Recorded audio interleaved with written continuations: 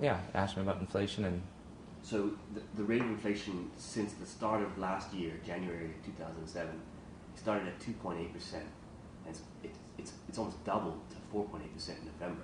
mm-hmm. Um, you know, how far is it going to go until the government starts to step in and say, let's put the brakes on? You know, it's hard for a government like Bermuda to actually put the brakes on, because how are they going to do that? When you look at what the biggest factor in that inflation number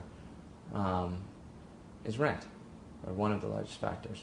And the government can't all of a sudden say to all of these people who own homes, well, we're putting rent control across the board on everything. There will be no inflation on rent. Likewise, when you're a net importer, and Bermuda's a net importer by almost 86%, I think it is, meaning we import much more than we actually export. With that being the case, you really can't set your own prices.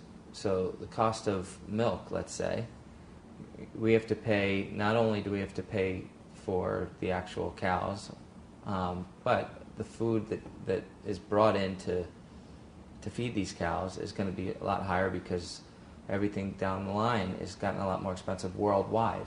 So the inflation problem is not a Bermuda-based problem, it's a global problem. This is what tends to, when you have inflation, this is where central banks tend to say, okay, we have to raise rates to try to curb inflation. And usually when rates are coming down, could cause inflation to go up. So Bermuda is a byproduct of U.S. rates coming down. It's going to drive Bermuda's inflation up even further. Add that to, look at oil prices at roughly $90 a barrel. You look at gold over $900 an ounce.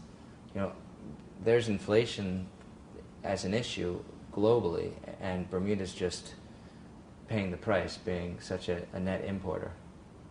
How far do you think this is going to go? I mean, how high could inflation go in Bermuda? The good thing for Bermuda is that you have GDP and gross incomes growing by a pace higher than inflation. So you really have your balance of numbers is still on the good side of things. But the problem is, if GDP slows and you still have inflation like that, that's where Bermuda's really going to have a problem. There's no forecast out there saying this is going to happen, so I'm not saying there's going to be a problem, but it's just something that everyone needs to be aware of. Inflation is high, but we're still growing at a torrid rate, so right now we're still okay.